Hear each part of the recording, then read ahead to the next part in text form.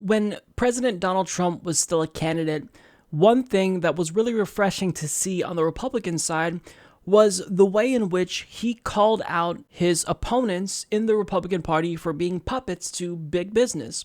But now that he is the president, he's proving to be an even bigger puppet than his opponents.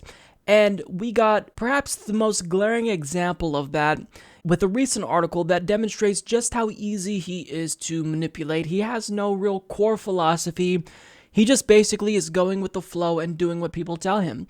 So, Chris D'Angelo of HuffPost reports, President Donald Trump said Thursday that he had little interest in opening Alaska's Arctic National Wildlife Refuge to oil drilling until a friend who's in that world and in that business called and told him Republicans have been trying to do so for decades. It was at that moment, it seems, that it became a competition. After that, I said, oh, make sure that it's in the tax bill, Trump said during a speech at the GOP congressional retreat in West Virginia. I really didn't care about it, he added. And then, when I heard that everybody wanted it, for 40 years they've been trying to get it approved, I said, make sure you don't lose Arctic National Wildlife Refuge. Trump didn't say who first urged him to push for opening the refuge's 1.5 million acre coastal plain, also known as the 1002 area. The GOP tax bill passed in December includes a provision introduced by Senator Lisa Murkowski that requires Interior Secretary Ryan Zink to approve at least 2 lease sales for drilling, each covering no less than 400,000 acres in the refuge's coastal plain. The region is home to polar bears, moose, and caribou, and has been the subject of a decades-long battle between energy companies and conservationists. So that's all it took. He had no opinion on this particular issue, which I don't know how you don't have an opinion on something like this, but apparently he didn't have an opinion on this, and then he just got a phone call and he said, oh, okay, I should do that.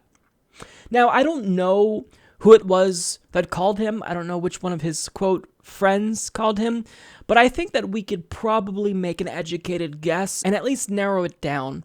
Maybe it was John S. Watson, the CEO of Chevron, a company which donated $525,000 to Trump's inauguration committee and also happens to have a secret drilling site in the Arctic National Wildlife Refuge. Or perhaps it was executives from BP, ExxonMobil, and maybe Citgo, all of which donated $500,000 to Donald Trump's inauguration committee each.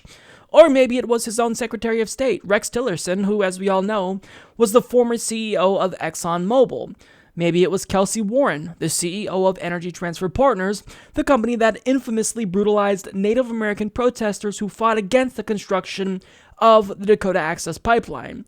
Their CEO donated $100,000 to Donald Trump's super PAC and then $250,000 to his inauguration committee. I mean, he could have also gotten a call from executives of many companies. Could have been Valero Energy Corp, Cheniere Energy Inc., Anadarko Petroleum Corp., Continental Resources, Southern Co., White Stallion Energy, Next Era Energy Inc., Hess Corp., or Clean Energy California. I mean, all of these companies donated a combined $7 million to Trump's inauguration committee. So, needless to say, if they are giving Donald Trump millions of dollars, not only will he be inclined to pick up the phone when any of them call, but he's going to be inclined to do what they tell him to do because he wants to run for president again in 2020. And if he wants another donation from these companies, he's got to make sure that he thoroughly demonstrates that he is willing to do anything they say, that he's willing to jump when they ask, like that.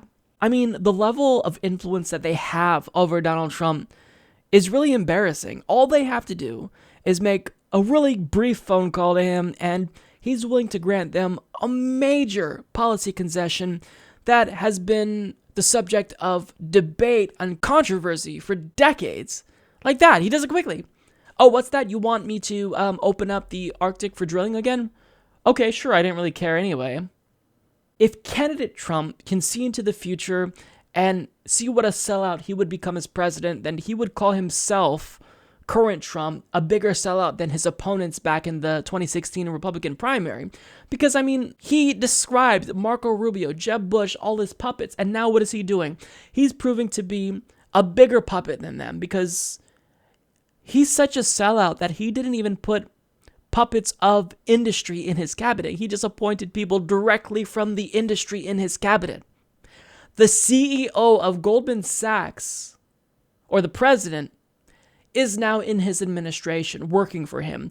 That's a criminal company that crashed the economy. But now they're working for the president. This is what Donald Trump is all about. He is a sellout. He doesn't have a core philosophy. He didn't run to be the president because he felt encouraged to fight for the American people. He thought that he would run and either launch a network off of his presidential campaign or maybe sell a couple million books. He never really expected to be the president, so when he actually got elected, he thought, oh shit, now I actually have to do the job, and I haven't really thought about these complex issues that never affect me, like Arctic drilling, so I'm gonna go ahead and just let my donors dictate policy for me. It's pathetic. I mean, Donald Trump is allowing these energy companies who donated millions of dollars to his campaign to steer the ship, to dictate policy. That's so dangerous. With the urgency that climate change has created, they should have zero say over American policy. But that's not the way this works, because whoever makes the most money and donates the most to politicians, they get the say. So, I mean, this demonstrates exactly why we need campaign finance reform. We have to get money out of politics entirely and publicly fund elections. Otherwise, this type of stuff is going to happen. If I were to call Donald Trump and influence him or try to influence him on any policy, one, do you think he'd even answer the phone? And two, do you think he'd listen to me? Of course not. Because guess how much money I donated to Donald Trump's campaign? $0. They only care about their donors.